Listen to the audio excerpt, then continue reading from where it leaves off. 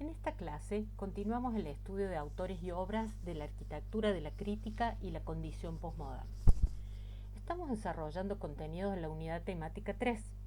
Les habla Mariana Betoli y a continuación haremos una síntesis de ciertos conceptos necesarios para realizar las actividades propuestas en la guía de trabajos prácticos 3, en la cual proponemos profundizar sobre autores y obras. Fundamentalmente pondremos en acto el pensamiento crítico disciplinar, para estudiar justamente esta arquitectura del periodo de 1956 y hasta aproximadamente 1970. Nuevamente, recordamos que todos los cortes temporales, por supuesto, son indicativos.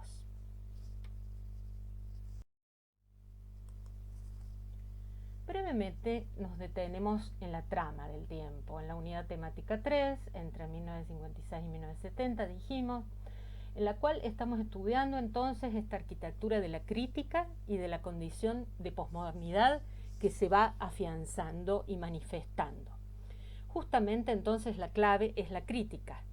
La crítica como tema problema de esta unidad temática, para lo cual dijimos será pertinente revisar nuevamente el enfoque de la cátedra en el documento de cátedra y la clase teórica acerca de la crítica y del pensamiento crítico de la primera mitad del año. Los autores que abordaremos representan y ejercen con la palabra y con el proyecto esa capacidad crítica esperable en toda arquitecta, en todo arquitecto. La capacidad de valorar la cultura arquitectónica e innovar sin ajustarse a lo preestablecido que justamente proponen de alguna manera al menos revisar.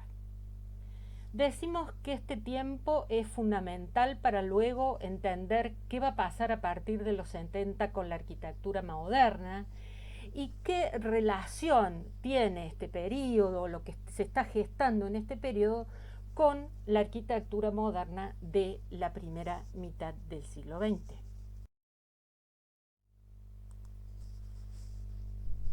En otra clase desarrollamos más detenidamente la obra de Louis Kahn. Vamos a hacer mención muy rápida a Pei, otro arquitecto. Fíjense, es chino, nacido en China. Bueno, Louis Kahn también es europeo y ambos son estadounidenses por elección, ¿verdad?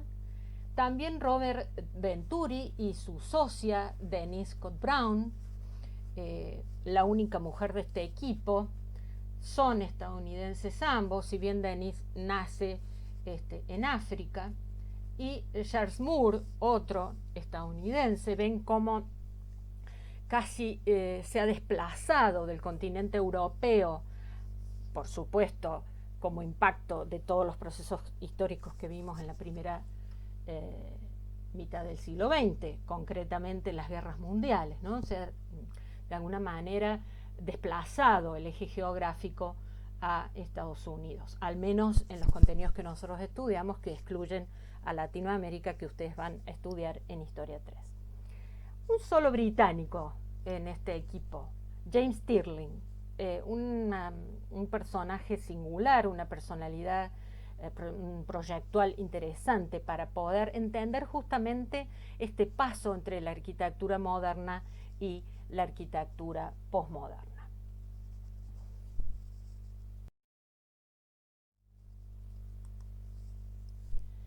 Brevemente nos detendremos en algunos aspectos de la trayectoria de estos arquitectos nombrados, empezando por Robert Venturi y Denise Scott Brown, socios, esposos, y hasta hoy Denise vive aún preocupados y ocupados en relación a la reflexión y al hacer. Dijimos brevemente, nos detendremos en algunos aspectos de la trayectoria de Venturi y de Denise Scott Brown, que el mismo Venturi de sí mismo dice que él es arquitecto y que es crítico de arquitectura, o sea, que no solo es proyectista, sino que trabaja con la palabra, con el juicio crítico, con el pensamiento crítico. Es decir, pone en práctica esto que nosotros estamos pretendiendo ahondar en esta unidad temática en particular. Nace en Filadelfia, en Pensilvania, estudia en la Universidad de Princeton, en New Jersey. También fue fellow en la Academia Americana en Roma, recuerdan cómo hablamos de Liu Kang, y es docente en Yale, en Harvard, en Princeton. Dennis también es docente, o sea, ambos tienen esta trayectoria paralela. Y en los estudios en los cuales trabaja Venturi, en un principio, destacados como el estudio de Eero Saarinen, uno de los maestros de segunda generación más interesantes de Estados Unidos, y el propio Louis Kahn trabaja en el estudio Louis Kahn en 1958. En el 1964 se asocia con Rauch y amplían la sociedad en los 60 con Denise Scott Brown, que se convierte también en su esposa. La firma continúa hoy. La firma tienen allí el mail bsba.com, si bien ellos ya no forman parte de la firma, pero ustedes saben que en Estados Unidos fundamentalmente los estudios muchas veces continúan porque son una empresa de proyecto, ¿verdad? Ellos se funda esta en particular con estas letras de sus nombres en 2012, cuando se jubila Venturi. Denis sigue un tiempo más y fundamentalmente ellos están compilando todo su trabajo, y es interesante verlo en su propia página venturiscottbrown.org. Denise Scott Brown es arquitecta, planificadora, diseñadora urbana y teórica, escritora y docente. Y el mismo Venturi dice que es más del 50% del estudio que han integrado juntos. Sin duda que su obra escrita es indispensable para comprender la dimensión de la revisión y de la crítica de la arquitectura moderna, ¿verdad? En el periodo en que estamos. En su libro Complejidad y contradicción en la arquitectura, en este caso es autoría de Venturi, fíjense, años 72, años 66 la primera edición, declara que los arquitectos no pueden por más tiempo, fíjense, dejarse intimidar por el lenguaje puritanamente moralista de la arquitectura moderna ortodoxa. Así nomás, diciéndolo clarito. Prefiero, dice, los elementos híbridos a los puros, los que aceptan compromiso a los limpios, y continúa. Rafael Moneo, el crítico que les hemos recomendado para leer unos capítulos de Venturi y Dennis Scott Brown y otro de Stirling, es Moneo quien rescata estos párrafos fundamentales sobre la postura de Venturi que antes mencionábamos, promediando los años 60, como dijimos. También dice Venturi: estoy a favor de la riqueza de significado frente a la claridad de significados. Fíjense, la palabra significado empieza a aparecer. De las funciones implícitas frente a las explícitas. Prefiero ambos y al mismo tiempo, a uno u otro. Una arquitectura válida conoce muchos niveles de significado y diversos focos. Su espacio y sus elementos se leen y funcionan de varias maneras a la vez. Fíjense cómo realmente la idea de complejidad, de esto que está tejido en conjunto, que es la idea de complexus, de complejo, está allí presente. Y la contradicción, o sea, porque la posmodernidad permanentemente recurrirá a estos opuestos, ¿verdad? Que lo iremos develando. Pero una arquitectura de la complejidad y la contradicción, como él enuncia en este libro, tiene una especial obligación para con el todo. Su verdad debe estar en la totalidad o en sus implicancias. La arquitectura debe incorporar la dificultosa unidad de la inclusión, fíjense, más que asumir la fácil unidad de lo exclusivo. Más no es ser menos, fíjense la alusión a la máxima, de alguna manera, de Mies van der Rohe, menos es más. Dice, más no es ser menos. En Aprendiendo de Las Vegas, un libro fundamental para entender esta bisagra entre ambos momentos del siglo XX, documentan, ahí sí, ya con Denise Scott Brown y con Senow, documenta e investigan la dispersión urbana, los métodos de representación de la capital del entretenimiento, de esta otra manera de hacer ciudad. Fíjense, ahí están ellos dos en esa foto de la derecha con Las Vegas de fondo, digamos, Las Vegas de aquel momento.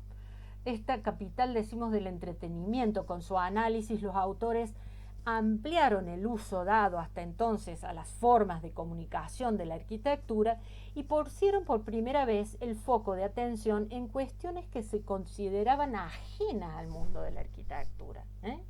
O sea, es casi una reacción fuerte frente a lo consabido. El descubrimiento de lo trivial y la belleza del ordinario, un poco a la manera de lo que en su momento había significado también el arte pop respecto al arte áulico. Considerado como uno de los grandes manifiestos, este libro de Aprendiendo de Las Vegas, y uno de los textos más influyentes de la segunda mitad del siglo XX. Estas reediciones de Gili, en la contratapa, van desarrollando estas ideas. Aprendiendo de Las Vegas, el simbolismo olvidado de la forma arquitectónica, es este otro libro de Venturi y Denis. Vemos ahí una referencia a su famosa casa Vanaventuri, la casa que Venturi construye para su madre, y que es todo un manifiesto, ¿no es cierto? Toda una declaración de principios coincidente en el tiempo con su trabajo en el libro Complejidad y Contradicción. Esta casa es el paradigma de todo el ideario venturiano, digamos. La casa es el resultado de acumular imágenes, referencias, episodios que atesoramos en nuestra memoria. Fíjense, así como había aparecido el concepto de identidad tan fuerte en el TIM 10, acá el concepto de memoria, memorias, significados. Empiezan todas estas palabras a anticipar lo que será la arquitectura posmoderna. Una arquitectura desde la experiencia de los individuos. Todo esto estará puesto en juego, al menos inicialmente. En la Guild House, una obra, un proyecto que se construye, Venturi y sus socios ponen o proponen más bien un programa realista. Moneo en su libro dice una arquitectura que ha de mantener sus atributos sin dejar de ser normal y corriente. Sin sorprender, si se quiere, sin provocar, aunque yo diría que esa columna tan fuertemente ubicada allí en este eje cumplido a rajatabla de la simetría axial, casi interrumpiendo ese ingreso al edificio en planta baja, es un gesto, ¿verdad? Dice Moneo, sin provocar. Podemos decir que en algo está provocando también, está diciendo, bueno, hasta qué punto tenso esta simetría, sin pretender ansiosamente la novedad. Digamos que hay en estas imágenes del edificio, ustedes podrán ver más y recorrerlo, etcétera, con Google Earth, obviamente, referencias quizá a su etapa de formación con Kahn o de trabajo en el estudio de Louis Kahn. La estrategia de la planta busca lograr el mayor número posible de departamentos sobre la calle. Recuerden toda esta idea de cómo uno, mediante este escalonamiento, ya lo había explorado Perret en su edificio de la Rue Franklin, cómo ese escalonamiento y ese encajar a medio módulo, digamos, toda la geometría de esto, que en definitiva es una vivienda colectiva, ¿no es cierto?, lo que ustedes están trabajando en Arquitectura 3. Interesante, digamos, porque bueno, ustedes están viendo la complejidad del edificio de pisos, ¿no es cierto?, de departamentos, el acoplamiento o nuclear zonas húmedas, resolver convenientemente las circulaciones verticales, horizontales, lograr buena iluminación, ventilación, digamos, también poder resolver internamente la unidad, etc. Venturi recibe el premio Pritzker en 1991, es el premio, digamos, más reconocido, prestigioso de la arquitectura, y no lo recibe Dennis Scott Brown, lo cual promueve, por supuesto, un genuino reclamo generalizado, que bueno, finalmente deja las cosas como están, pero sí se les otorga de manera conjunta la medalla de oro de la AIA, el Instituto Americano de Arquitectos, que hasta el momento en que el Pritzker se convirtió como en el premio más importante, era de hecho el premio de arquitectura más significativo. Decimos en 2016, Denise será la segunda mujer en la historia en recibirlo, un premio prestigioso, y la primera mujer que lo hace, que lo recibe, digamos, en vida. Bueno, podríamos seguir desarrollando obras, vamos a hacer un recorrido breve por estos autores y seguimos. Seguimos con Charles Moore, otro estadounidense, dijimos, nace en Michigan, estudia en la Universidad de Michigan y después su título de posgrado, el doctorado, un doctorado en Historia del Arte, lo lleva adelante en la Universidad de Princeton. O sea, fíjense esta formación también como de historiador, de docente, además de proyectista. En Princeton, New Jersey, donde luego es docente hasta el año 1959, cuando se traslada a la costa oeste y es docente en la Universidad de California y de Berkeley. Fíjense, ambos, tanto, bueno, los tres, Denise, Robert Venturi y Charles Moore, y vamos a ver sus socios, siempre ligados a la docencia, a la investigación proyectual, a la investigación desde la historia, en el caso de Moore, a la reflexión crítica. Funda su estudio MLTW con las iniciales de Donlin Lyndon, William Turnbull y Richard Whittaker, hasta que en 1970 funda la firma Charles W. Moore y Asociados, y bueno, en su trayectoria más se destaca nuevamente esta beta de crítico, ¿no es cierto? Fíjense, por lo menos 3 títulos que estamos viendo: Dimensiones de la arquitectura, Espacio, Forma y Escala, siempre acompañado de, en este caso de Villard, Cuerpo, Memoria y Arquitectura, Introducción al Diseño Arquitectónico, un clásico de los años 80, un casi manifiesto respecto a lo que justamente es estos otros componentes del proyecto, que es el propio cuerpo que se mueve en él y la memoria, todos estos otros valores que dijimos alejan a esa idea del hombre universal que la arquitectura moderna había proclamado.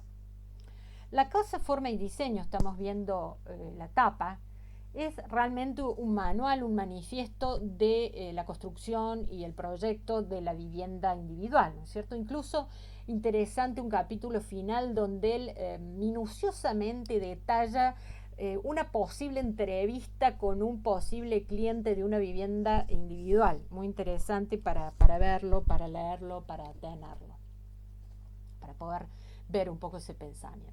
Nuevamente allí mostramos un par de proyectos. El de la derecha es su Casa Moore 1, hay una Casa Moore 2. Esta Casa Moore 1 también es como este ejercicio de todas sus ideas, experimenta allí una serie de modos de proyecto, por ejemplo, la idea de generar espacios dentro de espacios, edículas, tan de estos años 60, 70, 80, también recurrir a las formas arquetípicas.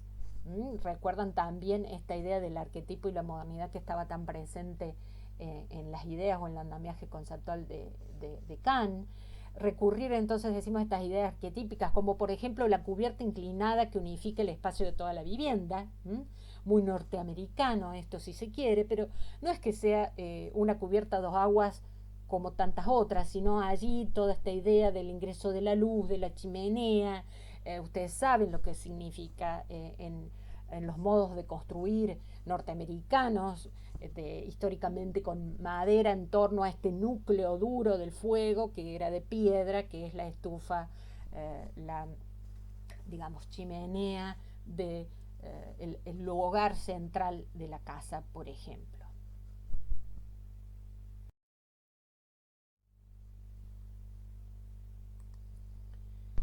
En la obra del condominio de Sea Ranch que estamos viendo y que está desarrollado en uno de los textos que les dimos a leer, queda claro la idea de lugar que defienden Moore y sus socios. Frente a aquella abstracción del espacio en general, ellos proponen esta mirada atenta al lugar. El texto de Juanes Juanes, que les dimos a leer, menciona la defensa de la supremacía de una toma de posesión específica del lugar, enfrentada a todo generalismo, ¿no es cierto? Que sería un poco la propuesta de la arquitectura moderna en algunos términos. Tampoco podemos generalizar en esa mirada, porque también tenemos un Arbar Alto con una sensibilidad muy especial al lugar. La solución general es el diagrama de una idea independiente, ¿no es cierto?, concebida de forma aislada. La solución específica comienza con un lugar, lo hace habitable y abraza las cualidades del lugar específico, haciéndole responder a las necesidades de la gente que lo usa. O sea, hay un nombre concreto, vislumbrado. Ya lo vimos también en las preocupaciones del Team 10. Nuestros problemas empiezan por lo mucho que es general y lo demasiado poco que es específico, por lo mucho que es expresión y lo demasiado poco que es respuesta, por lo mucho que es invención y por lo demasiado poco que es descubrimiento. Fíjense el valor entonces de lo específico, de la respuesta, del descubrimiento, o sea, de una respuesta que la arquitectura tiene que dar.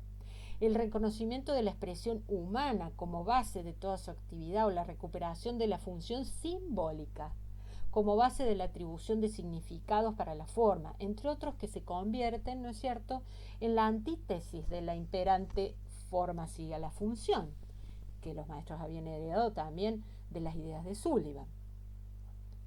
En este condominio, entonces, tanto la escala del territorio, que es un territorio muy especial, ¿no es cierto?, sobre la costa, con esas cotas de nivel y vistas, y un lugar de distensión, como puede ser un condominio cerca del mar. Decimos, este condominio, tanto a escala del territorio como del conjunto, porque fíjense que son unas viviendas agrupadas, a escala de ese conjunto también, como de la unidad de vivienda, si bien hay unas ciertas repeticiones o lógicas, van acoplándose de maneras diferentes, resolviendo partes de manera peculiar y específica, ¿no es cierto? Es el proyecto de un lugar para un habitante específico, un recorrido por patios comunes, desde el estacionamiento hasta llegar al umbral de lo privado y cómo se manejan esas escalas intermedias. Eso ya lo vimos en el urbanismo, ¿no es cierto? De la preocupación de la ciudad moderna por la gran escala y por la vivienda, la unidad de vivienda, bueno, el Team 10 abrirá este camino, bueno, pero ¿qué pasa entre la gran escala y la escala de la vivienda? La escala intermedia, cómo llego, cómo tejo, digamos, la ciudad para que estos recorridos, estos espacios de encuentro, este valor de la calle como espacio de socialización sean posibles. Sea posible que los grupos humanos se identifiquen, digamos, con estas formas físicas de la arquitectura y de la ciudad. Una preocupación entonces por la resolución de la escala intermedia, dijimos, entre la llegada, el conjunto, las diferentes unidades, etc.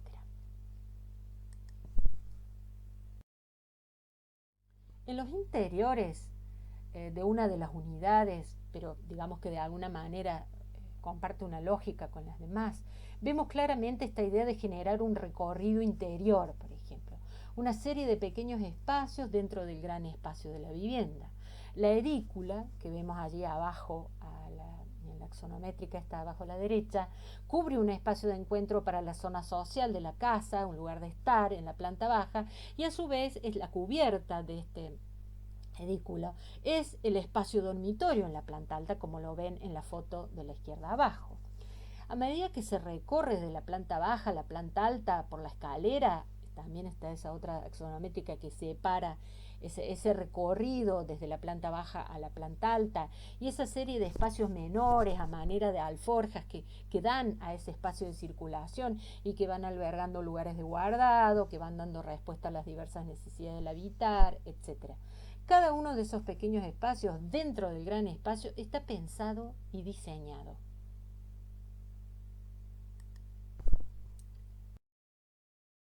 Por último, Stirling, el tercer arquitecto que les propusimos, al menos en esta rápida y ajustada síntesis, mencionar y plantear algunas cuestiones para la reflexión crítica.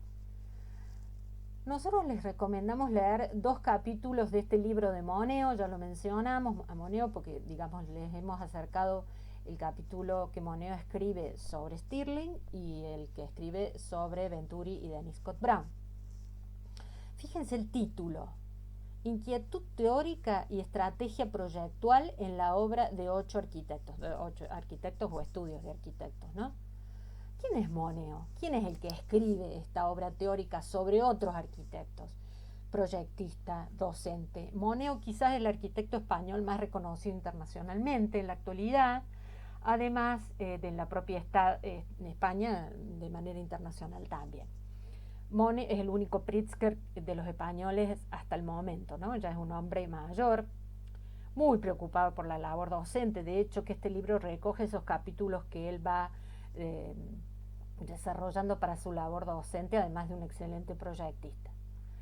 Comienza entonces con la obra de Stirling en este libro, y él mismo dice que no es casual empezar a escribir este libro por Stirling, porque los otros en realidad son más bien arquitectos contemporáneos: Peter Eisenman, Álvaro Siza, Gehry, Koolhaas, Herzog de Meuron, los suizos, digamos, los vamos a estudiar en la posmodernidad.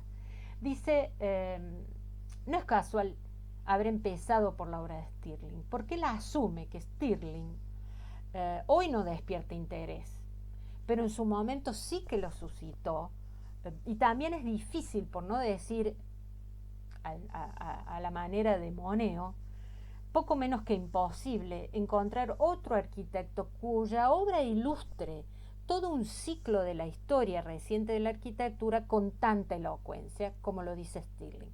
¿Por qué dice esto Moneo Stirling? Porque justamente él mismo va a como habitar distintos periodos de la historia de la arquitectura, y lo va a hacer con toda la característica que cada uno de estos periodos lleva adelante. Por ejemplo, vamos a ver cómo hasta los 70 la obra de Stirling tiene un carácter, y después de los 70, 80, si ustedes lo estudian, muere bastante joven respecto a los otros maestros que son más longevos.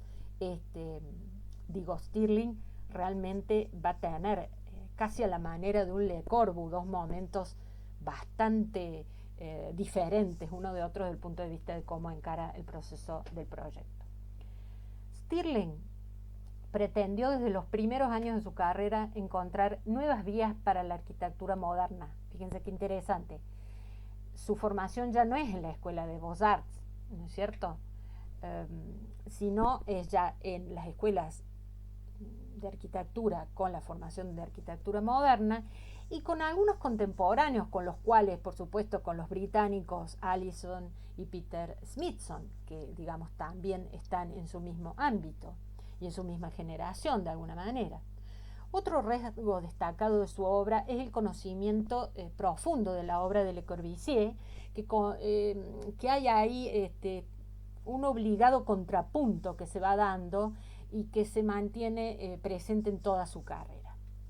Tengamos en cuenta entonces que la formación de Stirling está fuertemente marcada por la arquitectura moderna en un sentido, si bien, como buen británico, no es ajeno a la tradición funcional inglesa, a la famosa tradición funcional inglesa de los británicos. Quizás sus 2 obras más reconocidas sean las que estamos viendo allí. La Facultad de Historia de la Universidad de Cambridge, en Gran Bretaña, a la izquierda, y la primera obra, digamos, con esta escala de significación y de trascendencia, un poco anterior, ven, del 59 al 63, la Escuela de Ingeniería de la Universidad de Leicester, en Gran Bretaña. William Curtis habla de ese poderoso estilo personal que surge extraordinariamente en esta obra de la Escuela de Ingeniería, ¿no es cierto? Esa torre esbelta y ese enorme bloque bajo con ese techo shed que alcanzan a ver, que es el techo dentado, digamos, propio de las infraestructuras de fábricas, porque justamente el alma de una facultad de ingeniería son todos los bancos de prueba, el taller donde se hacen en los laboratorios de estructura, de experimentación de materiales, etcétera. Entonces, esa cubierta shed, pero fíjense ese gesto del proyecto, en vez de un techo shed paralelo al desarrollo de la base de la figura rectangular que es la planta, está cruzada a 45 grados. Entonces fíjense la foto de él, atrás está viendo ese techo shed, todo lo que genera esa geometría dentada de la cubierta al encontrarse con el borde, ¿no? O sea, como quizás a grandes rasgos esa función se expresa muy claramente, pero en el detalle y en la resolución aparece ese genio del proyectista, como hace mención Curtis. Por supuesto que también en la biblioteca de la Universidad de Cambridge, si uno piensa en una facultad de historia, ¿qué piensa? En los libros.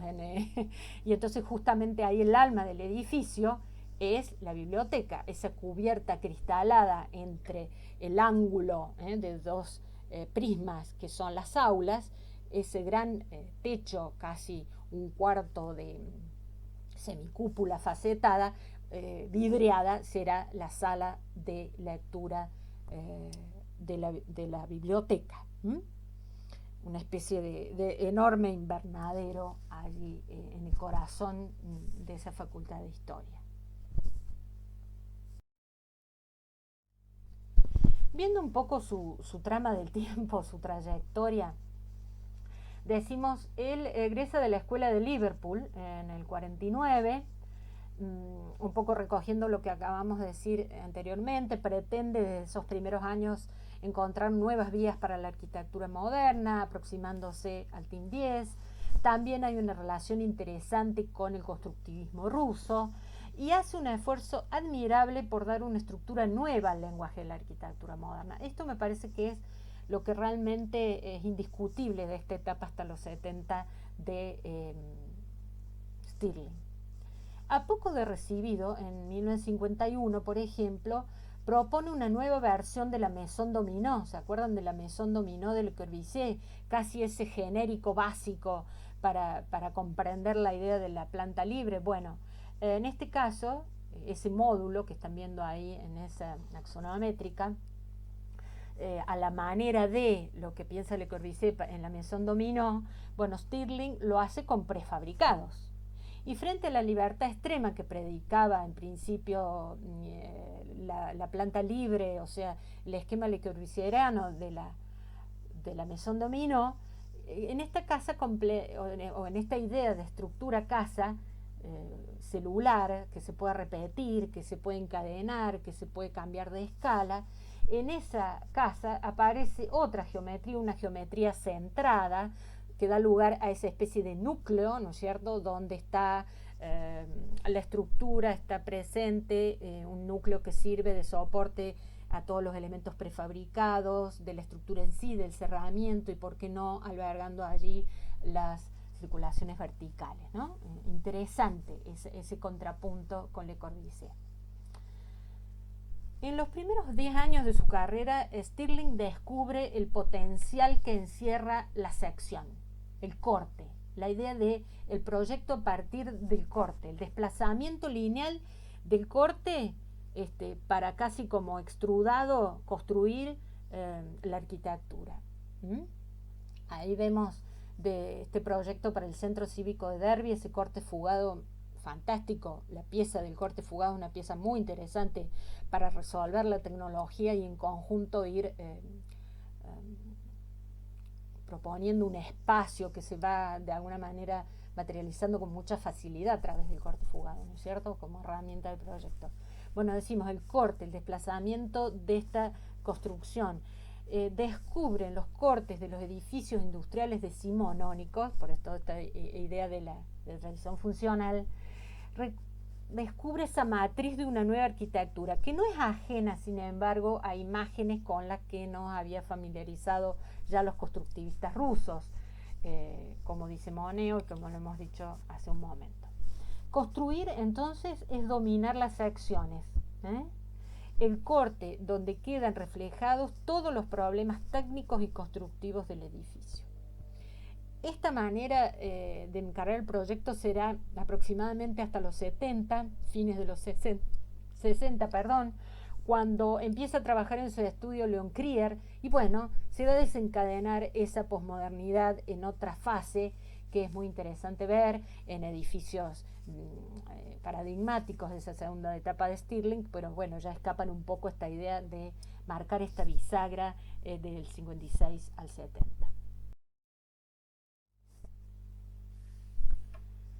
Una obra muy significativa de Stirling, un lugar donde se encuentra libremente el programa con el paisaje, ¿verdad? Ese borde, ese desnivel fuerte donde hay que ubicar una enorme cantidad de células de residencia de estudiantes de la prestigiosa Universidad de St. Andrews en Escocia.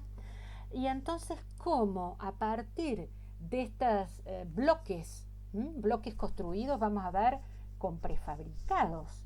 Fíjense, estas piezas aparentemente tan sencillas, 2 tiras, un núcleo, pero cómo las va disponiendo sobre esa barranca, cómo se va pegando, generando esos patios, esos espacios verdes entre el manejo de la escala, porque si uno ve es un edificio de enorme porte, pero que a través de la resolución de esa tensión entre la escala del 1:1 y la escala del edificio y del conjunto va construyendo en una armonía muy significativa. Decimos este equilibrio entre la escala del edificio, de la parte y el todo, del conjunto, esa variedad de piezas que generan movimiento y a la vez un cuerpo unitario. Además, un espacio abierto, definido por ambos bloques de a pares, ¿no es cierto? Y cómo eso se va encadenando a través del recorrido. Fíjense, ahí están fotos de detalle del montaje con grúa, porque son todas piezas prefabricadas semipesadas, que están pensadas, fíjense, para captar el asoleamiento, la vista hacia el paisaje y cómo eso se va modulando, encastrando. Fíjense, el plano noble del edificio está más al nivel de ingreso por el bloque que lo conecta con la calle por detrás del paisaje. Entonces, a ese nivel están los espacios comunes, los espacios sociales y las células hacia arriba y hacia abajo. Pero fíjense el detalle de ir de esa célula a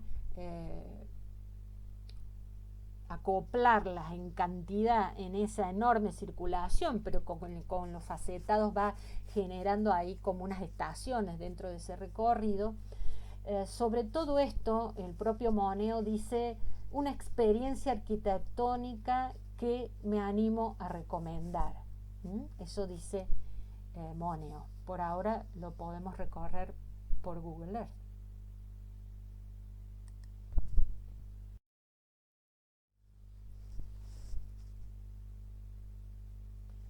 Esta en realidad es, digamos, la foto sobre la cual estábamos hablando anteriormente.